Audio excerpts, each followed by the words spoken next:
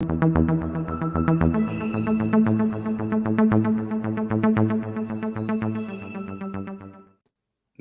have made it to the end of the road. It's time for the Super Bowl 2024, putting a bow on the 2023 NFL season. I am Gino Erik alongside Erik from ETOF21 Sports.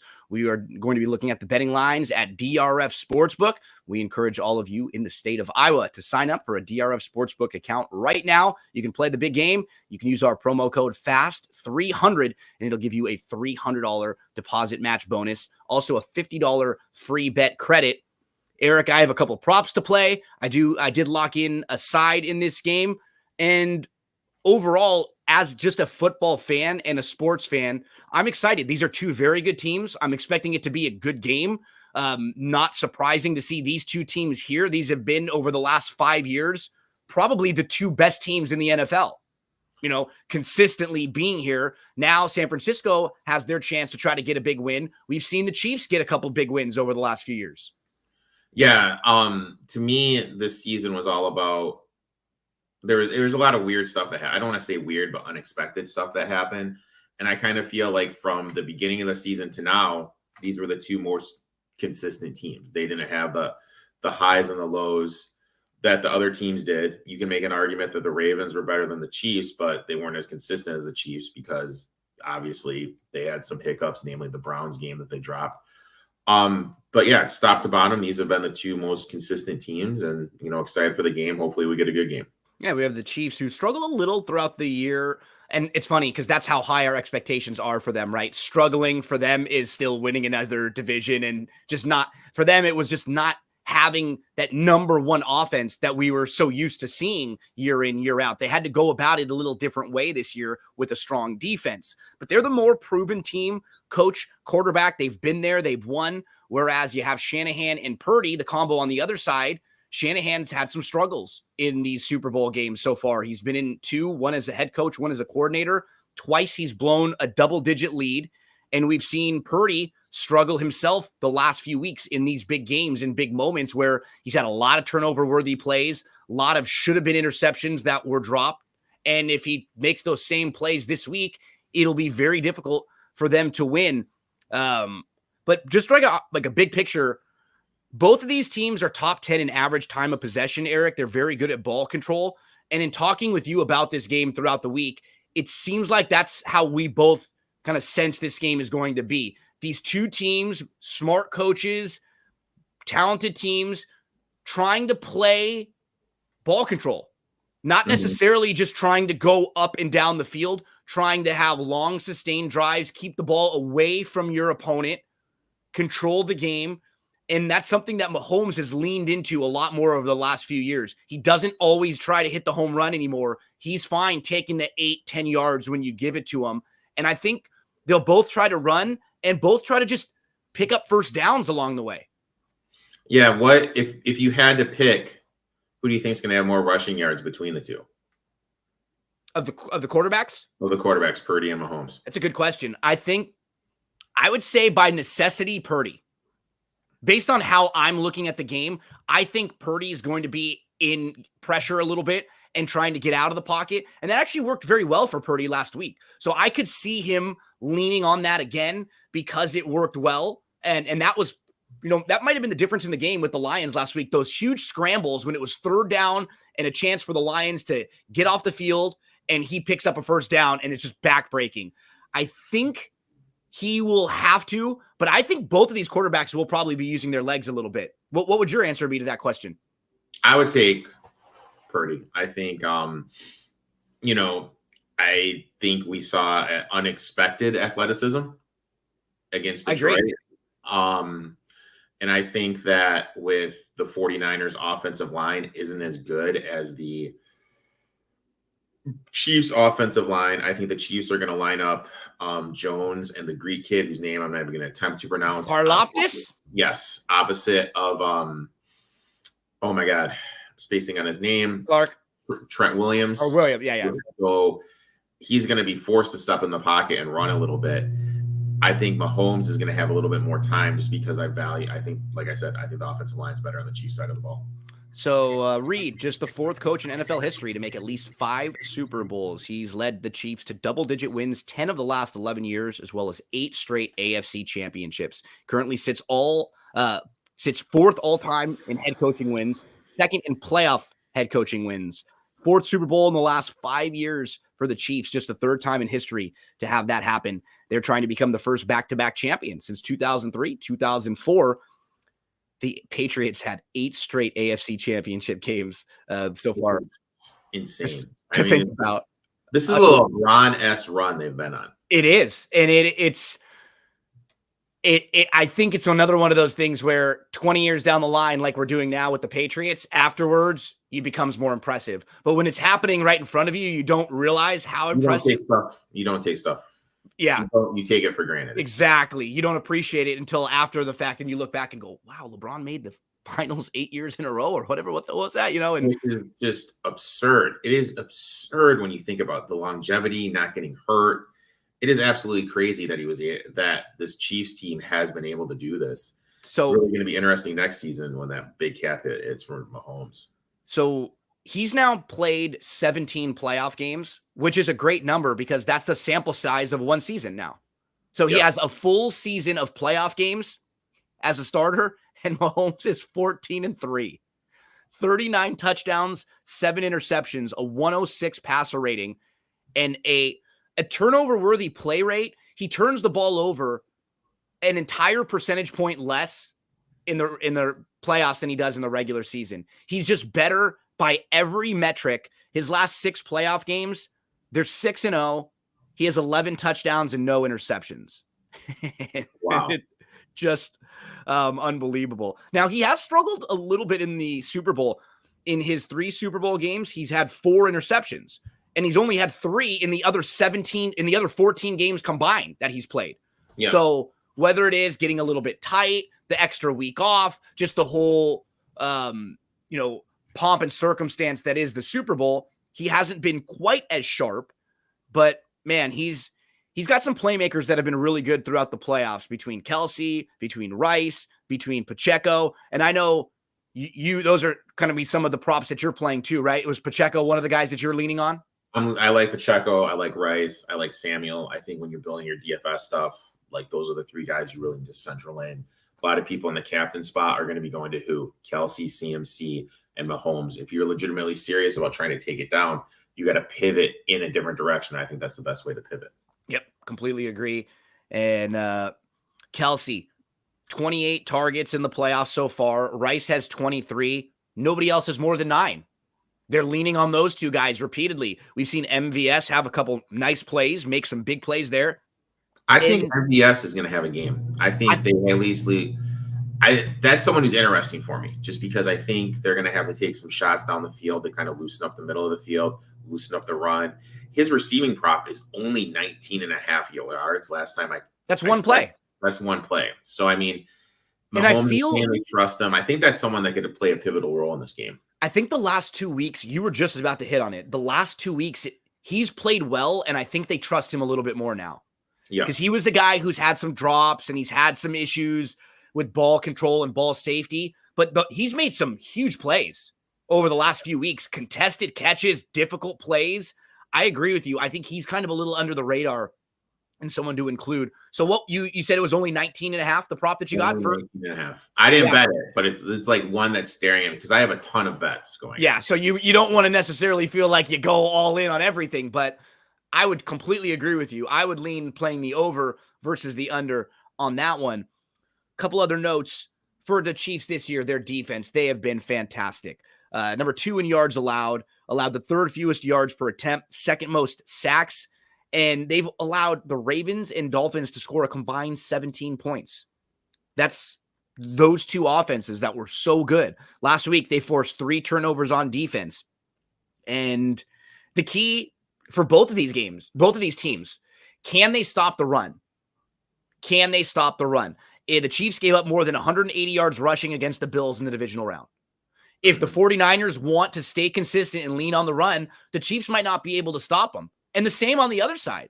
It's hard when you have Patrick Mahomes to turn around and hand the ball off over and over and over again. But if that is where you have a real strength and a real advantage, and you can pick up 4 to 5 yards a carry, I'm not going to be surprised if the Chiefs are doing that a lot here in this game either. You look at Mahomes, he really hasn't thrown that much, except for the first game against the Ravens. It was a real run-heavy approach. Kind of think it's going to be the same thing. They got shut out in the second half. Yeah, kind of think it's going to be the same thing in this game. I think he's going to lean on the run a little bit. Just kind of shorten the game. And this Kansas City defense can get run on, so they don't want to have CMC just pounding it every single time. You hit on Pacheco. I wanted to, before we get too far away from him, I'm all over Pacheco with you as well. I played 2 of Pacheco's props. First, the over 69.5 rushing yards, which was plus 105 at DRF Sportsbook. And then I also played plus 150 for him to have the most rushing yards on the week. I really think that just is between him and McCaffrey. I would be surprised if it was someone other than him or McCaffrey. Debo could get 30 or 40 yards rushing. That wouldn't surprise me. But if he were to get 70 or 80, that would probably surprise me. Same thing for Mahomes and Purdy. If either of those guys got 30 or 40 yards rushing, wouldn't surprise me. But for them to get up in the 60, 70, I really think this is a play between Pacheco and CMC. And I'm getting plus money on a guy who I think is almost close to even in getting similar rushing yards. Yeah, I like Pacheco a lot too. I like that bet too, just because, it is basically just those two when you kind of come down and look at it. My reasoning for the Pacheco, and I got it a little earlier, I got it when it opened up. I got 66.5 rushing yards. He's gone over this total 4 of the last 5 games. He's gone over this total every game in the playoffs. He's averaging 84.7 yards per game, 4.3 per carry, 21 attempts per game. I know the Niners are 15th, middle of the road, defending the run, but in the playoffs, the Packers ran for 136 yards, 4.9 per attempt, with Jones having 108 yards, Lions 182 yards rushing and 6.3 yards per rushing attempt, with Montgomery having 93 yards. I think we're going to see Pacheco come up to there. And also the important thing is the Chiefs, they're starting to go a lot of more heavy sets, 2 tight end sets. We've seen their rushing yards per game rise from 104.9 yards per game to, in the playoffs, 128.3 yards per game. I think that's good coaching. That's smart. They're starting to lean on Pacheco. That's a strength. They're not forcing the ball to some of their receivers because, remember, they led the league in drops this year. That was one of their issues. They turned the ball over. They had a lot of penalties. They've cleaned all of that stuff up so far in the playoffs. And Pacheco, in the last 6 playoff games he has played, 18.7 touches, 90.5 total yards. He has a rushing touchdown in 4 straight playoff games. So they've been feeding him. They've been leaning on him quite a bit. Another one of the plays that I have in here, Eric, I'm going over 1.5 total interceptions in the game. So I pointed out already that Mahomes has actually thrown 4 interceptions in the Super Bowl in 3 games so far. So in his 3, he's thrown 4. And then this year with Purdy, in the 2 games they've played so far, Purdy has really struggled. He threw against the Packers, he threw 10 passes that were graded as off target. That was the highest amount that he'd had in any game this year, and they didn't intercept any. He got lucky. He didn't have to deal with it. Last week, he threw 7 passes off target. Again, ball bounces off the Lions, defensive back, goes right into the hands of Ayuk for a huge swing play. Things like that, Eric, massive, massive swing plays. I feel like just regression to the mean here, right? We talk about this all the time. He's been off, and more likely than not, you're going to have some of those passes intercepted. So I feel like between the shakiness of Purdy, possibly Mahomes being a little loose in the Super Bowl too, plus over 1.5 interceptions, plus 105, plus money on that. I like that. I did a fun one. I was talking to one of my buddies, Cam, and he's a huge proponent of Trent McDuffie, had a huge season, no INTs on the year. He's had a lot of balls thrown away as it come up with. Snead's going to be Snead's going to be shutting down Ayuk. I don't think they're going to throw at Snead. McDuffie, maybe he'll be on Debo, maybe he'll be on Juwan Jennings or Ray McLeod. I actually threw like a quarter of a unit on Trent McDuffie anytime INT at 10-1. Just a little play. I usually don't play bets like that, but last one of the year, I'm definitely going to take a shot at that. I'm going to go two that kind of like tie into each other. I did the first half under of 23.5. Last 17 years, this is 64.7% taking the under. Teams don't want to blow it in the first half. They're going to run the clock, play short, don't want to get behind the 8 ball. And I think with how bad these rushing defenses are, I think it's going to be even more prominent this year. They're just going to turn around, hand it off, a lot more of a running clock.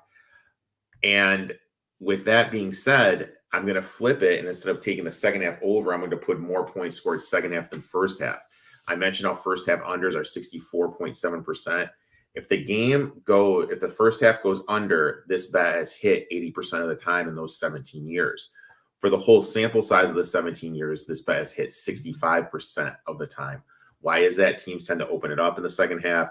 There's a 30-minute halftime, so you get more time for coaches to adjust, and you have nothing to lose. If a team's down, they're going to take more risks in the second half. So look, I'm going to play the more points second half than first half, tied into the first half under. Now, you talked a little bit about the Super Bowl halftime show. Is it just me? Because I've been hearing, some of these people that are going to possibly pop out. Did Alicia Keys just kind of go? She was all over the place, and then she was just gone. I feel like she just kind of was like out of, and she's going to be back. I love Alicia Keys. She actually was in a couple movies. She was fantastic, great voice, and then all of a sudden she was just gone. So I was like, oh, cool. Alicia Keys is back. She's going to be amazing. But as I pointed out, Eric, the problem with me is I was thinking about this yesterday. When you get older, I went and saw an Usher concert when I was 15, my freshman year of high school. There was a girl, my high school crush, this girl, Kim. I was infatuated with her, and she loved Usher. And it was an Usher, Nas, and Mary J. Blige concert. And I bought tickets. They were $580 when I was 15 years old for their 4 tickets for me, my friend Gus, and then her and her best friend. So we went, the 4 of us. But remember, I wasn't even driving. I was only 15. So my mom and dad had to borrow a Suburban from our neighbors, and they drove us down to the concert, dropped us off. Like my mom and dad went to dinner and went to a few places, and they came back and picked us up afterwards. And I was thinking about all that. It's so funny. That was 22 years ago. 22 years ago. That's how, you don't realize that a whole person that can drink alive that long ago. That makes you feel old when you put it that way. I know. I was, because the songs, when I think of Usher, I think of You Remind Me of a Girl, and You Got It Bad. Those are my Usher songs. Yeah. Those are the ones that I know. So I was laughing and having some fun with this. Let's check in real quick with a couple of our comments, Eric. Pacheco, Ladder Pacheco. Okay. Yeah, I like that. Yeah, Keys is acting. She's a fantastic actress, right? I hate the Lakers. We don't agree on the Lakers, but we agree on Alicia Keys. No doubt about it. She's amazing. Love seeing her out there. Colorado, did they look back yesterday, Eric? I think he meant bad. Yeah, I thought that. Yeah, because I was gonna say I have no idea what to think about the Pac-12 this year. Absolutely, Colorado's an interesting team. Like I know this is a football show. Sure, I got 3 teams and they all played yesterday. I got 3 teams that I think could make a run if they get in. Obviously, Colorado is one of them. They have 3 guys that are going to be picked up in the draft. One guy, Williams, could potentially be the NBA's top pick. They have Lampkin, who was on TCU's team last year as a guy inside, can score and rebound. Interesting team, but they've had so many injuries that I don't know if they're going to have an opportunity to get into the tournament. Next one is Texas A&M, best offensive rebounding team in the country. They have 2 guards that can score, that can get to the rim, which is huge in the tournament. But on the negative side, they struggle making threes and they struggle at the free throw line. So, I mean, that's kind of a Jekyll and Hyde type team. Matchups, right? Depends on who they match up. I mean, if it gets down where they need to make free throws to close out a game, then you're in trouble. Yeah. Or you need to make a couple threes, and also 3-point shooting tends to go down in the tournament. But because they're so elite on the offensive rebounding, they will get some second chances. They do have 2 good playmakers. And then I think New Mexico could be Florida Atlantic this year. They got Rick Pitino Jr. as a coach, got an elite guard, House. He was one of only, there's 8 players that are put on some defensive award, and he was the only one that's not from a power conference. They have Jamal Mashburn Jr. They have a pretty good team, a couple guys that could get a look in the league. But yeah, Colorado did look bad yesterday. Let's finish up here talking about the big game. A couple other things for me. I played Debo over 19.5 rushing yards at plus 132, just to get him to 20 plus 130.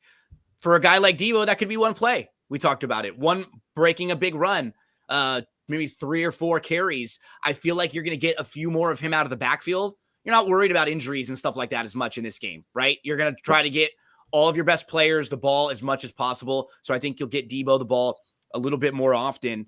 And just overall, Eric, looking at these two teams, I feel like very well-built teams overall. Probably, like you said, the 2 best teams all throughout the year. Why I'm leaning Chiefs, just some of the small things. Quarterback, it's a little bit more proven. Head coach, who's been a little bit more proven here. Overall, I trust their defense more. Overall, I think both of their lines more. I think on both sides, the offensive line and probably even the defensive line for Kansas City, because for San Francisco, they're good on the edge, but they're not very good at the middle. And so I look at the places in a 1-game situation where if it's a close game, what are the things that are very important to me? The quarterback, the head coach, and the line play. And I check the boxes, I think, for the Chiefs on all of those. Yeah, and also Spags. I mean, Spags is elite defense. We need to remember he was with the Giants when they limited Tom Brady and that Giants team, the Patriots team that went undefeated. So 17-4 in the playoffs, Spags, as a 3 Super Bowl victories. In so far this year, the 2 best games he's ever coordinated as a defensive coordinator based on EPA per play, they've come in this playoffs, because he's always been a good scheme guy, right? But he hasn't necessarily just had the best talent on defense, but he makes great adjustments. He's a very good coach as far as, okay, I'm going to do something different for the Ravens that I am going to do for the Dolphins, that I might have to do for the 49ers. He knows that he's not going to go out there and just do his thing and make you adjust. He will put his players in spots to succeed. And that's the mark of a great coach. And that's why, again, it's a great matchup. 2 really good teams. I locked in the Chiefs at plus 107. So I have 5 overall plays, Eric, and then I'll throw a few other fun ones in here. I played the Chiefs on the money line, plus 107. I played total interceptions over 1.5 at plus 105. I played Pacheco over 69.5 rushing yards, and Pacheco to have the most rushing yards in the game at plus 150. And then I played Debo over 19.5 rushing yards at plus 132. All my plays are plus money. I've tried to make it that way. So these props are all plays that can make me money. I won't have to necessarily lose anything on any of them. And I'm glad we got here. I've been trying to, the last few years, I've been frustrated when the 49ers win games going away and cover all the time, because the conversation about them starts to blow up. But we've seen the last few weeks, they didn't cover along the way. The Chiefs have along the way. And now the 49ers just have one opportunity to win a Super Bowl here, and you won't have to worry about any of the conversation that'll come afterwards. No. Right? This could be the thing where he gets the quote-unquote monkey off the back. Yep. A couple, like piggybacking your Debo thing, I expect a heavy dose of Debo. Chiefs are elite defending the outside. They have struggled defending the slot. Flowers, 8 targets, 5 receptions, Buck 15, 1 touchdown. Shakir, 9 targets, 7 receptions, 44 yards, 1 touchdown. Cedric Wilson, 7 targets, 3 receptions, 37 yards. I expect Shanahan's going to look to attack this middle of the defense. Casey also runs a lot of 4-man fronts. Debo leads the 49ers in target share facing 4-man fronts. As you mentioned, I think he's going to get some runs. CMC's been banged up. And I don't think they trust Elijah Mitchell. I think they're going to look to use Debo in the backfield. He leads them in red zone targets. Excuse me. So I played Debo plus the 175. I also like Rice a lot. I'm in on his props in terms of sides. Look, I got KC plus the 2.5. Still like it at 2 over on DRF. Niners haven't looked good in any of the playoffs. Last 20 years, favorites are 35% ATS in the Super Bowl. One seeds 42.9% ATS. One seeds that are favorite 25%. Mahomes 12-5 ATS, 70.6% ATS in the playoffs. Mahomes is the dog 10-1-1. That's 90.9%. Purdy against the top 10 defenses this year per DVOA, 46% completion percentage, 211 yards per game. 1-to-1 TD to INT ratio which isn't good. Niners have given up 233 yards on average to Goff and Love. I think Mahomes is going to be able to do the same thing. Also, the middle of the defense of the 49ers has been exposed ever since they played the Ravens. Ravens kind of opened up the playbook a little bit, how you can attack this 49ers defense. Hamilton, best safety in coverage. Kelsey killed him. If the Chiefs are able to run, and Kelsey's having a good game, how are the 49ers going to be able to get enough stops? And they play at the 7th slowest pace in the league. How are they going to be able to, generate enough offense, have enough touches to kind of keep up and score? Last time, Kelsey went against Warner 6-4-98.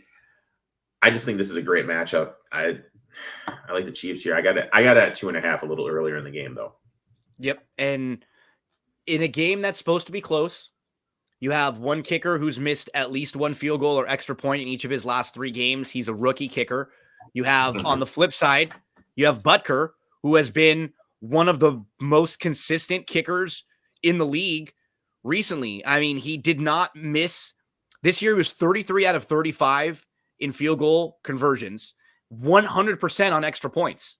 And he's made all 7 field goals so far in the playoffs. And he had a couple games throughout the year where he made 6 field goals and they had to lean on him and they would drive all the way, get stalled in the red zone, and he would bail them out. So I think a weapon that the Chiefs have versus what we've seen from the 49ers right now, another spot to lean, Chiefs. We've made it, my friend. We've made it all the way here. It's been a blast talking with you, looking at the DRF Sportsbook betting lines, talking parlay, play, props throughout the year. I believe you and I later this week are going to put a bow on the season. We'll do a wrap up and record and maybe some other thoughts on other teams that had great years or other teams and players that may have been a little disappointing. So we'll do that later in the week. And then for you and I, come post NBA All-Star break, we'll be talking NBA weekly on my show. We'll probably have some Friday shows on DRF Sportsbook as well, giving out some best bets. When bracket comes out, we'll do a full bracket breakdown and go through all the NCAA upsets and all the different ways we think you can make some money there. So now, after this week, you and I will make a shift in and start being heavily basketball focused over the next couple months. Yep. And then also real quick,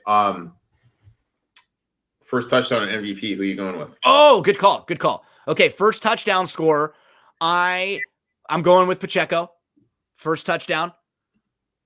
Man. Okay. And I really almost want to go with him for MVP. I think I have to sprinkle just a little bit in because we talked about how there's just a possibility of, like, if he gets 2 to 3 touchdowns, it would be hard to deny him, right? Even with like the Mahomes. So if you're looking at playing someone that's not obviously Mahomes or CMC or Purdy, I think the next one would be Pacheco. That would be fun. Yeah, obviously. I'm doing first touchdown. I'm going Rice, and for my MVP, I'm sprinkling on 3 guys. I did Rice 70-1, Pacheco 35-1, and then Debo 20-1. Yeah, I think all 3 of those, and just like you pointed out, they're all big enough prices to where you sprinkle in on 3 of them, and if one of them hits, you're way over. You're looking good if one of them hits, and that's kind of what we're shooting for here. So. Eric, buddy, this year, I think you and I have talked now for like 4 years. This was probably our most difficult one just from Both of us had we got sick a little bit. My son's getting a little bit older. His school changed throughout the year. We had a couple different work things happen, but man, we made it. And what's great is I trust you as much as any person out there when it comes to like putting in the work, being around when you say. I never have to worry about you not showing up or not being honest with me. And man, it's been such a great friendship over the last few years. And it's so great to be able to work with someone that I completely trust 100%. And I never have to worry about you showing up and you haven't prepared, or you showing up and you're going to say something crazy that could get us in trouble or anything like that, man. It's just been a really great friendship and a really great relationship. And we put a bow on another football season, but I just want to thank you for, man, being a great person, a great worker. I know people appreciate how much you put into everything, how you're honest. You obviously are betting your own money too. You're not someone who's up here bullshitting people and telling them stuff. Yeah. You've obviously watched all the games, and man, I really appreciate it. You have taught me a lot over the last few years, and you helped make my life easier. So thank you, buddy. Oh, I appreciate you too, man. Thank you for taking me under your wing and letting me talk all my crazy stuff that I always talk. So. Yeah, anytime, my friend. Anytime. We're locked together for from now on forever, my friend. So everyone out there, thanks again for hanging out with us. We hope you all, Sports Facts, let's make some money. I hate the Lakers. We hope all of you have an awesome Super Bowl Sunday and a great few days coming up. We'll be back next week talking some more NFL. We'll put a bow on this season, and then we'll shift on over and start talking some NBA. Good luck, everyone. Have an awesome